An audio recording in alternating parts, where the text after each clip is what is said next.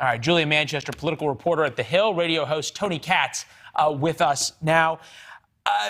Julia, for all the sort of faux anger that came out of the White House and the promise from the DOJ to appeal this, I can only imagine that there were 8 or 9 Democratic senators who are up for re-election in swing states and a number of Democratic congressmen who were just massively relieved that a Trump federal judge saved them.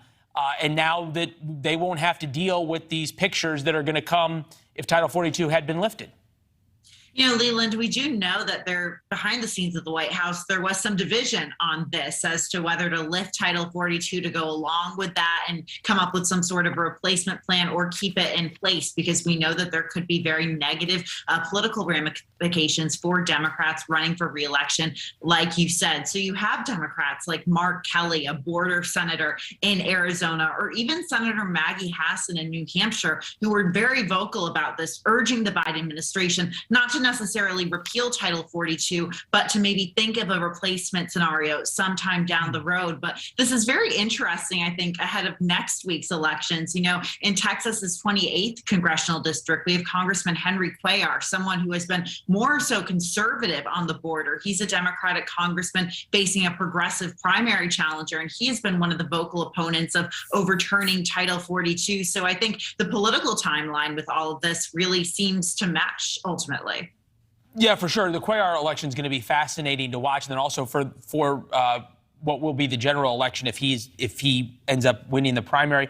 Tony, when we poll Americans generically, the border ranks as second, third, fourth, fifth importance. When you talk to Democrats, immigration's pretty far down on the list, 8th, 9th. When you poll Republicans, something like 40% or 50% of Republicans say it is the number one issue facing America, second perhaps only to immigration, second to inflation. At this point, does it kind of really matter what happens at the border politically because these two groups have become so polarized on the issue? I think it does matter, because when you have more people pouring across the border, people feel that their children are unsafe. So it always is going to matter to them. But on the politics of it, you know, you brought this up a couple of months ago on the show, that keeping Title 42 is a gift to the Biden administration, and they don't really fight that Title 42 is there. And they once again tried to have it removed, and they picked this arbitrary date of when to remove it. And then you have this Trump judge saying no. But I don't argue that this gives the Biden administration a level of reprieve. It's still the story that the Biden administration messed up the border, created a danger at the border, put Border Patrol agents in danger, never mind the children who are taken over by coyotes, never mind kids right here in the United States, regardless of where they came from. So the mess still exists at Joe Biden's doorstep, and I don't think that's going to change. No, you're absolutely right. The mess still exists, but it's not front and center on every channel the way it would be if there were 10 or 15,000 people camped out in Del Rio under a bridge, and then in McAllen under a bridge, and then thousands of people coming across an Eagle Pass, and the Border Patrol becomes overwhelmed. Then you'd have NBC, ABC, and CBS all doing their evening newscasts from there. Julie, in the same way, NBC, CBS, and ABC are covering the baby formula shortage and inflation. Both of those have sort of now permeated beyond just the problem sphere into the mainstream American culture. How worried are Democrats that this just isn't going to get fixed? I'm thinking about Senator Sean Casten, representative of Illinois. Sometimes we do energy policy, sometimes we do energy politics. This is the latter, energy politics, talking about the price gouging bill simply as political theater. And theater works short term. It does not work long term.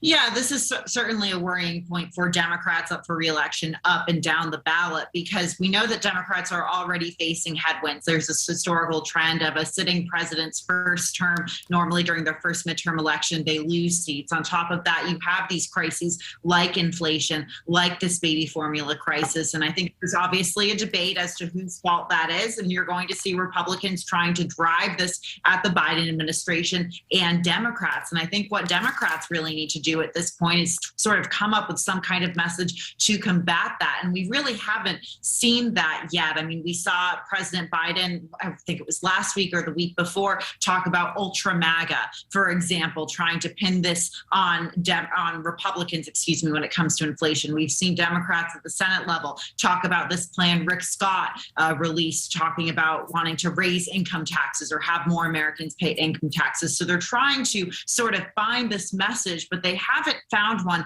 that appears to have stuck yet. I think they're also talking about Roe v. Wade, whatever happens with that decision, that could be a message. Yeah, no, it's interesting, at least from our polling, abortion in terms of issues facing America, both Republicans and Democrats, when you talk about them, it ranks 9th, 10th, 11th, 12th, way below crime, immigration, fiscal policy, inflation, on and on and on. Inflation obviously being number one. Tony, to you, this is Representative Delario on the baby formula crisis. Take a listen. The FDA dragged its feet, and the recall only occurred in February, and that was 4 months. Why 4 months? There's got to be answers to that question from the FDA. She's the chairwoman of APROPS. To have her calling out the Biden administration, FDA, the commissioner works for the president. I'm wondering if if we're going to start seeing more separation, or if you've started to see more separation from Democrats and the president.